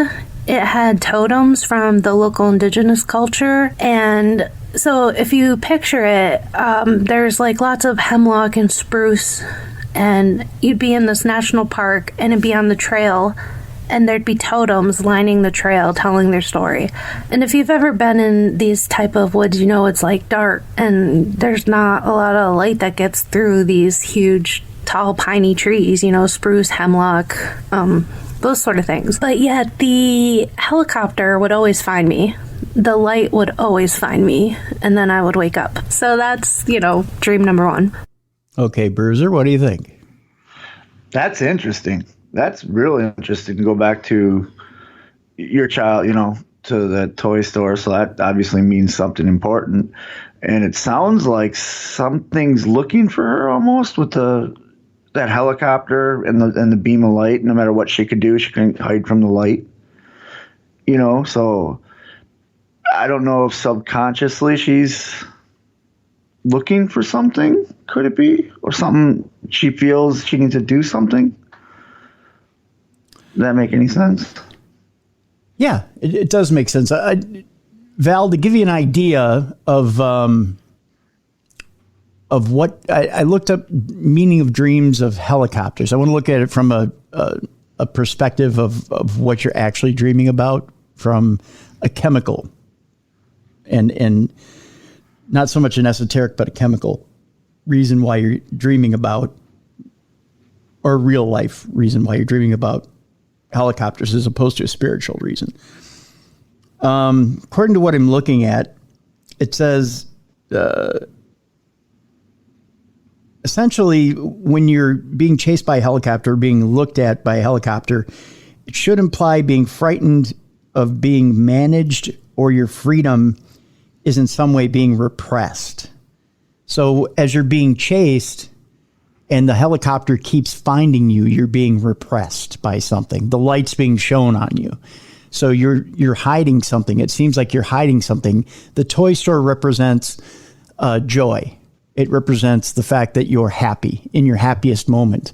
The helicopter represents somebody who's trying to keep that joy from you. So it keeps shining that light on you that you're in your happiest moment, yet you don't want somebody to find out about the fact that you're in your happiest moment. And it keeps finding you and shaming you, for lack of a better term. And that's the simplicity of what a psychologist would tell you that dream means. Makes a lot of sense. Yeah. And then she's running to, she said, with the totems and stuff and the hemlock and the spruce and all the trees, trying to run to some place where there's cover. Yes. Because like she said, you go out there normally during the day, whatever, nothing gets through those leaves and stuff. Right. But this helicopter still does. And it's like you said, trying to restrain her in some way. Yep. So that helicopter probably represents an authority figure. It represents somebody who's important in your life, whose opinion you value quite greatly, who is judging you for one thing or another, having to do with something you enjoy quite a bit. Or she's getting ready to start something she enjoys, and she could be worried about how this person is going to react. Yep. And that could be weighing on her mind also. Like, this opportunity presented itself. Yes. I'm going to be happy, but I know X is going to play devil's advocate, if you will, or look at the other side of the coin. Yep. And that forest represents a place where you think you're untouchable, where that person normally doesn't go, where you believe that you'll be safe from that person. Maybe it's your mother is after you all the time about things, and you think you can go to grandma's and you're safe. But for some reason, that person can step up over grandma and get to you there. It could be something as simple as that, and that's what that dream interpretation is. Dreams are an interesting thing in how we work things out, and work out our fears. Sometimes our brains, and sometimes spiritually, we work ourselves out in our dreams as well to get ourselves ready for certain situations, to toughen ourselves up, if you will, before we actually have to go through certain situations. We get ourselves ready in the dream world so that we can deal with things in the real world. I put a lot of stock in dreams in many areas. Like you said, getting prepared for something. Because in your dream, you do the worst case scenario if you're having a nightmare. If you're not, it's best case scenario. I also believe it's a link to people we've lost. Dreaming of someone that has passed away recently and having a conversation with them. And these dreams, I think, all happen at certain points in people's lives, or it could cause anxiety or a change or something like that. So I always put a lot of stock in dream. And if you're having a reoccurring dream, you got to go back and look at what's happening in your life that's consistent, still going on every day, that you're having these dreams. And if I remember correctly, all reoccurring dreams are still one thing different. So try and notice what's different, even though hey, I've had this dream before. There's still something different in it. I've read someplace, and that's how you can kind of help reinterpret these dreams too, is you notice the differences in them. Right. And it could be a little small thing. Like for her, it could be one of the totem symbols on a totem is different, or the hemlock's not hemlock, it's pine now, or something like that. Right. Exactly. Okay, let's do a couple of Parashare stories, and then we'll do the last couple of stories, and then we are out for the day. Can I mention who this person is? I think I can. This one comes from Andrew. It says, "Hey guys, love the show. I've been a fan for over a decade. As a big wrestling fan, I need to check out some Beer City Bruiser matches." Well, thank you. There it says. You'll be entertained. They're on YouTube. There you go. It says at 1:20:30 into your February 2nd, 2022 Supernatural News Parashare episode, you read a story about some kind of time warp or teleportation. My dad told a similar story and gave me permission to send in the following. Okay, interesting. I used to travel on business to Japan several times a year. On one occasion in 1993 or 94, I don't recall which year, I had a free weekend and decided to do some exploring in the mountains of northern Honshu. The mountain roads were narrow and twisting with no lighting. I was enjoying the day and lost track of the time. I was approximately 200 to 250 miles from the city I was staying in when I realized that it was already 6 p.m. There was no way I could make it back to my hotel before dark, and I was concerned about driving those unfamiliar roads in the pitch dark. In retrospect, I seem to have been overly concerned and nervous about it. At that point, it was as if I blacked out or something. The next thing I knew, I was driving on the road near my hotel. I was so startled that I pulled over immediately to let my heart slow down. I looked at my watch, and only 5 or 10 minutes had passed. Since I was on top of a mountain several hundred miles away, I don't know what happened or how it happened, but I still get a very uncomfortable feeling when I think about it. I absolutely love this story. Besides it being or besides being a little bit biased to my relation to the storyteller, I like that it is short and sweet and has such an air of mystery about it.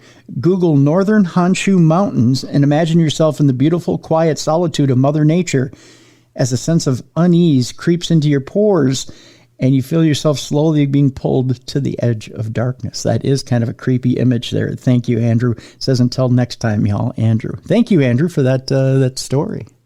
That's an amazing story, too. I love how he got the timing, you know what I mean? Like I was able to go with him through his travel and, hundreds of miles in just minutes. Yeah. That's crazy. That is crazy. Let's do one more here. Let's see here. What am I going to pull up here? Oh, yeah, this one's a good one. This person chooses to remain anonymous. This one's kind of a creeper here. It says, hey, Tim and wonderful co-host. I would like to start by remaining anonymous due to my line of work, but keen listeners will remember a couple of stories from when I've called in the past.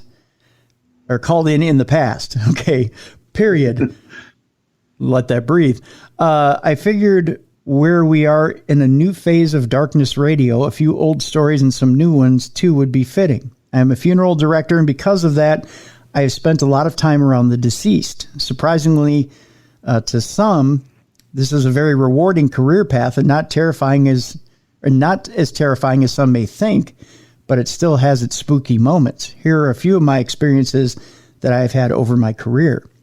When I was getting my feet wet in funeral service, maybe that's not the right wording, getting your feet wet in funeral service, it's never a good thing. I remember sitting at the front desk of the funeral home. From my desk, I could see the front door and a side door which led to the basement. I was alone in the funeral home, which is very common, and I watched the side door slam shut. It was being held in place by a brick. I know we're a classy bunch. And the door just slammed shut. There was no windows open or major drafts happening that I could tell. Unbelievably, I kept my post. I mean, someone had to be there at the funeral home in case we were needed. But it was a very nerve-wracking afternoon. I've also been in this funeral home and heard people on the floor above me arguing. I would go upstairs to check it out, thinking my coworkers came in when I was napping. I mean, on slow days, we just can't go out and kill people to get business. But there was no one up there. To this day, I have no idea what I was hearing. Another time, a coworker of mine who has an equal love for all things paranormal went over there at night with me. We had to clean up the chapel, and while we were there cleaning, we thought it would be funny to talk to the spirits. Just as I asked, is anyone in here with us? A man's voice boomed over the sound system. He was talking about God and hellfires. My colleague and I were already pale. I mean, we are undertakers after all, but we went a whole other whiter shade of pale. This is until we realized our wireless sound system was left on, and it was picking up on the church service happening across the street. Mysterious religious guy debunked, but I still cannot explain the other things that happened there. That would terrify me with the big booming voice, but then it turns out like he debunked it, which is great. I would have shit my britches right there. That would have. I would have too. Yeah. What? Yep. More recently, I was with my colleague, and we were going out to a hospice to pick up a descendant. The nurse let us know that the person was in the room on the left wing and was the only room in the back. She said the family had left and we could go right inside. As we made our way closer to the room, we could hear a man and a woman having a muffled conversation. I could not make out clearly what they were saying, but the conversation sounded upbeat and jovial. We both heard it, so we just decided that the nurse must not have known that some of the family went back to say goodbye. We decided to wait and just give them the time they needed. As we waited and the conversation kept going on, it almost sounded like a television in the far-off room, but it was clearly coming from the descendants' room. Again, it was the only one down on this wing. The nurse came by and asked us what we were doing because the family was waiting for us and for an honor guard. We said to her that we were waiting for the couple in the room to leave, and she just kind of turned white and said, "There's no couple in that room, just Mr. So-and-so." She went ahead of us, opened the door, and just as soon as she did, the talking stopped, and there was no one there. Just the gentleman we were about to bring to the funeral home. I remember him looking very peaceful and cannot help wonder but if he was talking to his wife, who had passed on before him. Oh, that's a very nice story. Yeah. This person continues, I am also an embalmer, and that has also resulted in some strange activity. I remember doing an embalming on Christmas Eve and was just talking to the deceased, as I do. They are wonderful listeners. I made a comment to her about her family members and that they're really going to miss her, so we had to get her all dolled up for them. And one of my bottles of chemicals went flying off the shelf. I still wonder if she was trying to tell me something. I really do not know. I have also been alone in the funeral home embalming and have had the music shut off or a song randomly skip. I just assume they do not like my taste in music.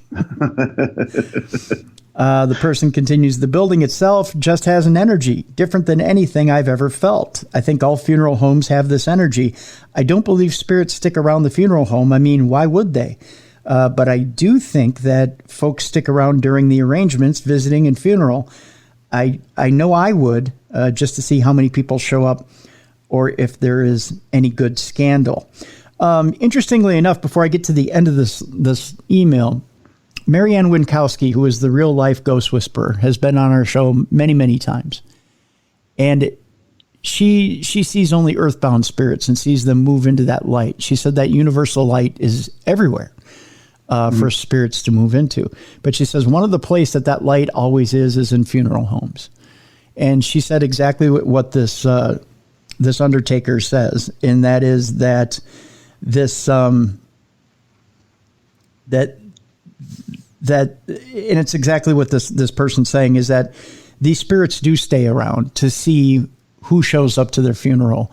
What people are wearing, what they're saying, who shows up just basically to pay their respects, and then they do go to that light. So yeah, they are around. They are around for a few days after they pass, because they do want to see, they want to finish up business and they want to see who comes to pay their respects, and then they go. That could also, with that theory, be an understanding of why some haunted locations that were once funeral homes have angry spirits there, because they're thinking if they're in this funeral home, they can do everything you just said and then go in the light. But now this funeral home's not running anymore or whatever. I'm assuming all that energy goes away, and they're stuck there. So that could possibly be what makes them angry. True. So that's about it for the email. Just says, thanks for taking the time to read my ramblings. It's very much appreciated. And if you have more stories from the funeral home, please let us know. They're very, very intriguing and very entertaining. And you don't see a lot of undertakers, embalmers, funeral home directors talking about their paranormal experiences a lot. I wonder why. Like, is that frowned upon in the funeral home industry? Or, think about it. If you talk to an undertaker who deals with death on a daily basis, they've got to have some stories. I'm sure they do. And let me wrap up this, and then I'll go ahead and I'll respond to that. This person also goes on to say, I have been really enjoying the co-host you have on, and dare I say, I think I've learned a little something about underwater needle pointing, so win-win, which is good. So thank you very much, Anonymous Undertaker. Yes, thank you.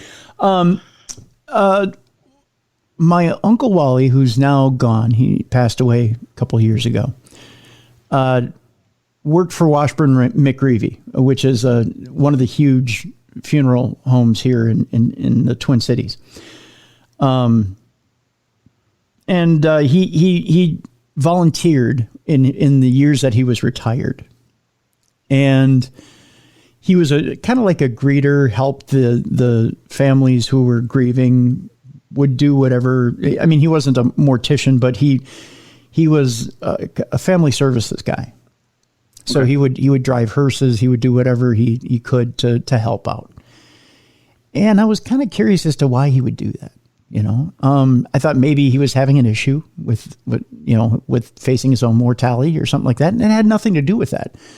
What it was he was always intrigued about this show and why I wanted to do this show, because he thought maybe I had an issue with dealing with death. I told him I always wanted more answers. To me, it never seemed enough to be dealt the answers I was dealt. For him, he said, you know what? The greatest service that he could think of was to turn around and be able to help people who truly needed it at the time, that were truly grieving, that he was fine with the answers he had, that he knew that he knew where he was going. But that there were people who were truly in need and he wanted to be there for them. And I asked him that question because he would always smile when we talk about the show. And I said, so have you had experiences there, Washburn McGreevy? And he'd smile and say, maybe I have, maybe I haven't. But the thing being is that you knew by that smile he had. Right. But he gave you that tongue-in-cheek answer. Yeah, but the fact of the matter is that why wouldn't you? It'd be like saying, well, I went to McDonald's to work today, and guess what? I saw a Big Mac. It's to be expected. Things are going to happen. Yeah. It's just part of the job. And my Uncle Wally was one of the bravest, toughest men I've ever known. But in that it was just commonplace. It was part of life. And he understood that this process, you're born and there's a process to being born. There's a process to our lives. It's a ritual over and over again. There's a ritualistic side of life. There's birthdays, there's anniversaries, there's celebrations. And then at the end, there's a ritualistic side of death. And he helps people through that ritual. And so he knew that at this ritualistic side of death, that there would be experiences. So to him, it was an experience. And sometimes you need to be private about that experience. And sometimes that story is somebody else's story, and it's not your story to tell.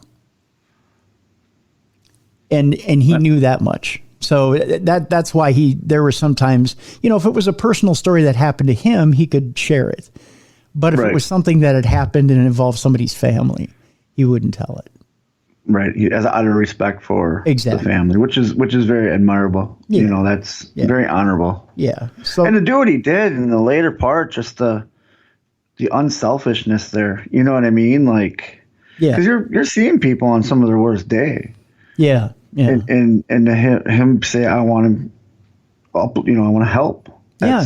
He was a very compassionate man. He and he knew that there would be a day where he would pass and there would be people there for our family. And he just knew that it was a cycle. There was a ritual to it. But he also knew that even though we would be sad, we would also know that there would be no reason to be sad. That sooner more than later, we would join him. We would see him. We would be reunited with him. So, there's no reason to be, there's a reason to be temporarily sad, but not to meander about. There's a time to grieve. Exactly. Yep. Let's get to the last two stories of our show today.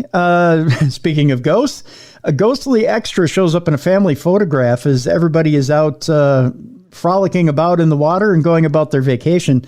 This innocent picture captured during a family day out to a popular swimming spot appears to show something quite unexpected. Back in 2014, Kim Davison, who hails from Queensland in Australia, had gone swimming with her friend Jessie Lou and their 3 children at a place called Murphy's Hole at the Lockyer River. I never want to be caught in Murphy's Hole. I don't want Murphy to even know I'm close to Murphy's Hole. We'll just leave it at that. Nothing about this sounds like I want to go swimming in it. Yeah, I don't want to even take a dip in Murphy's Hole. It had been an idyllic day out, but when they returned from the trip and took a look at their photographs that they had taken, they noticed that one of the images appeared to show a mysterious fourth child visible in the water between the two adults in the back. That's right. There are 4 kids in the photo, and they only have 3. Yikes.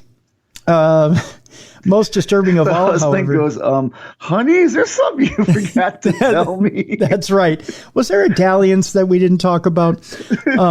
Most disturbing of all, however, was the discovery that almost 100 years ago, a young girl by the name of Doreen Sullivan had reportedly drowned in Murphy's Hole. That's a bad sentence. At that very spot. Davison even claimed that her daughter had complained about something grabbing her leg twice while they were swimming there. Oh, that's creepy. That's very creepy. Yeah. When I went back in for one last dip to cool off, I did feel something behind me as I was walking out of the water, but I tried to ignore it, she recalled. So there you go.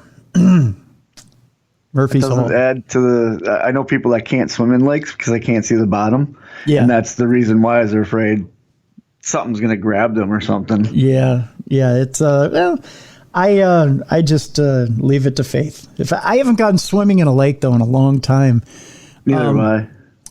The last attempt was the ocean, but I could see the bottom, and I could also see, sharks or anything massive coming at me. But the last time I was in the ocean, I messed up my Sharko foot, so I don't think I'm going in the water anytime soon. Yeah, you're done with water, huh? I'm done with water because of the Sharko foot. It's kind of a sad thing. At least it's still go and take pictures. You might catch you might have a child eventually. I might. You never know. You never know. The last one is kind of a cute story. I pulled it aside for you here, Bruiser, because I know it'd be one of those aw moments for you. Welcome to Ponyhenge. All right. Yeah, a little. Now, just going off what you're saying, I want to tell you what I'm picturing in my head. Okay. I'm just picturing a bunch of ponies stacked up like Stonehenge and just standing there enjoying the day. You got it. Well, I did. Okay. Yep. All right. It's a massive, mysterious, ever-growing graveyard for rocking horses in Massachusetts. I'm figuring, if you get out to the East Coast on some dates, you could probably, I want you to take a picture on one of these ponies for me. I'll do it. Yeah. It's in Massachusetts? It's in Massachusetts. Put it on your social media and we'll share it with the Darkness Radio audience. Ponyhenge is significantly less ancient than the English rock monument from which its name derives. The roadside rocking horse graveyard in Lincoln, Massachusetts only dates back 12 or so years. So it's not, an ancient pony rocking graveyard thingy. It's still too early to have some sort of urban legend attached to it. Right. It's pretty much just a junkyard. But like Stonehenge, its creation and purpose are shrouded in mystery. Not really. I think the guy just had too many rocking horses. Yeah. What are we going to do with these rocking horses? Hey, I'll do this. Throw them out in the yard. And then somebody said, hey, Ponyhenge, let's go take pictures. The whole time the guy's like, hey, get off my ponies. Come on, get off my lawn. Hey, what are you doing? We're taking pictures of Ponyhenge. And he's like, hey, I can make some money off this deal. Yeah. Right? According to Atlas Obscura, toy horses started appearing in the small New England town in 2010. First, there was a toy horse discarded in a field on the side of Old Sudbury Road. Jimmy Pingen and Elizabeth Graver, who owned the pasture and lived next door, told the Boston Globe in 2015 that the prop was left over from a headless horseman display that they had set up for Halloween. They thought a kid might find it and play with it, but they never imagined that the horse would inspire a local landmark that lives on more than a decade later. Well, I'd be happy it's still around a decade later, making people happy. That's right. After the first equine seed was planted, other horse toys began showing up randomly in the area. Soon a herd of rocking horses. Oh, that would piss me off. I put one rocking horse out in a field, and some jackass shows up and throws another one out there. And just decides. After a while, you're just the local dump for rocking horses. And then especially if they put one on top of the other like it was humping it, then I'd really get pissed off. Right? And I'd be like, oh, you effing jackass. So after the first seed was planted, so to speak, other toy horses began showing up randomly in the area. Soon a herd of rocking horses, hobby horses, and horse models filled the clearing. Now I'm getting pissed because that's good land being wasted. Dozens of ponies littered the space at any given time. There's a video to this deal, but I'm not playing it. The crowdsourced art just make you mad. People throwing out horses on someone's land. I would, yeah. This isn't the dump, you screw-offs. The crowdsourced art installation is what they're calling it, is constantly changing.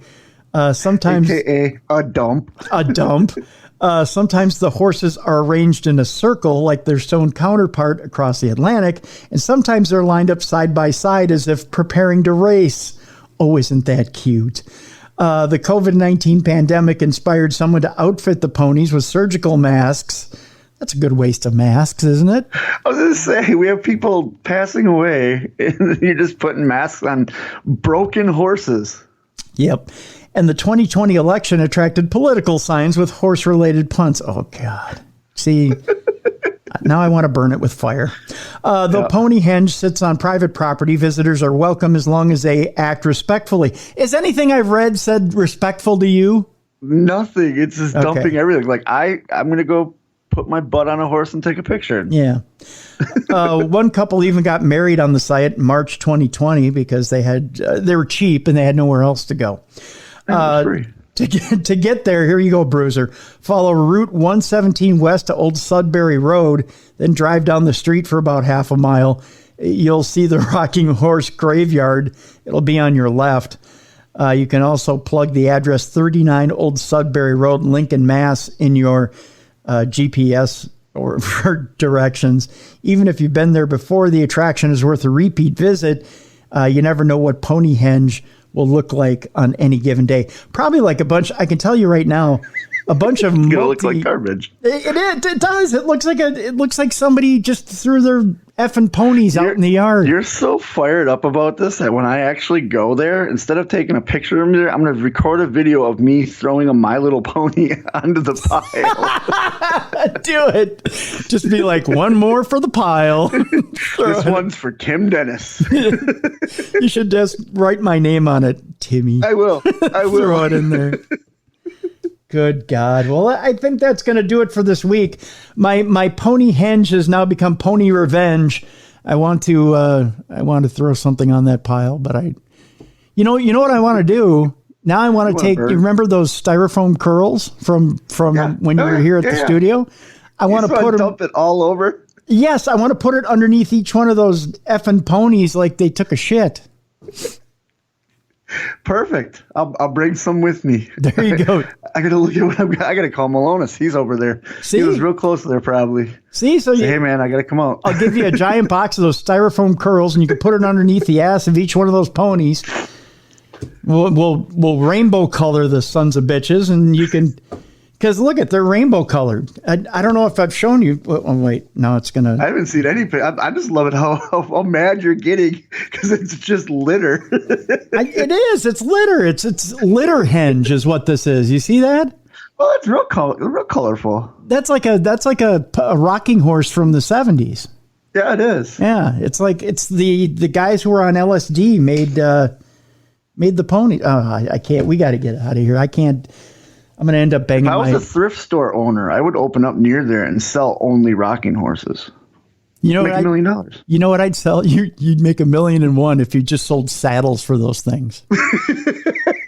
Because anyone who's dumb enough to go out and spend time out there would probably buy the saddle to ride it. They would. You're absolutely right. And then you know what else you sell for it? Feed for the horses. You sell little $1 bags of like Cheerios. Yep. Go feed and the people actually think these horses eat, even though they're wooden and tin and plastic. Yep. So you sell a little bit of feed, you sell a saddle, and and then little fairy wands, so you can make a wish on the ponies.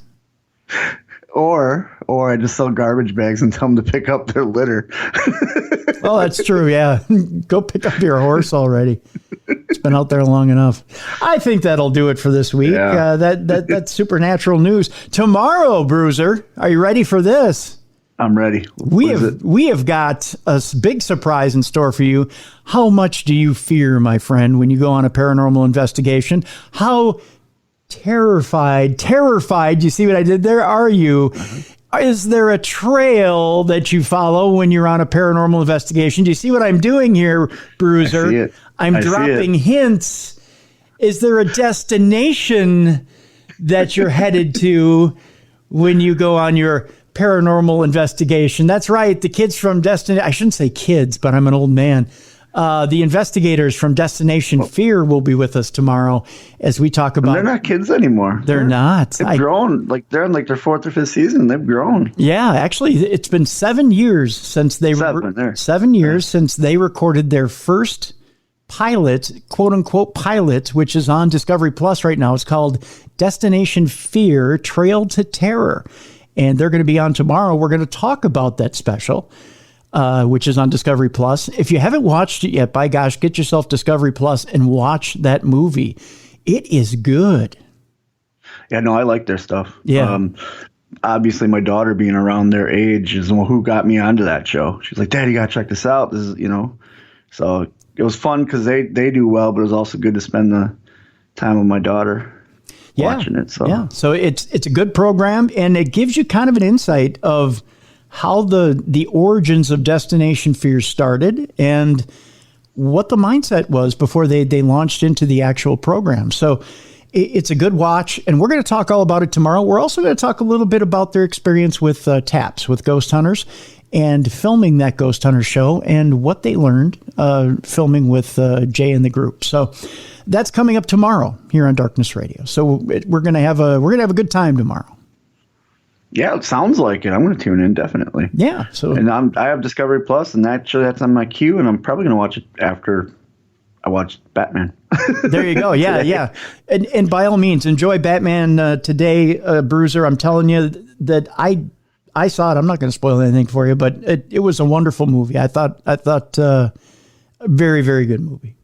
I'm looking forward to it. I've been waiting. I had to wait for my wife's schedule to clear because she wants to see it too, and it's a long movie. I remember you telling me that right off the bat, so that's why we're watching it a little bit earlier in the afternoon. Solid 3 hours. So keep your drink consumption to a minimum. Keep your salt intake high so you can keep your liquids inside you, because you don't want to miss even a couple of minutes. It's heavily story driven. So yeah, you definitely want to be in your seat for the entire 3 hours.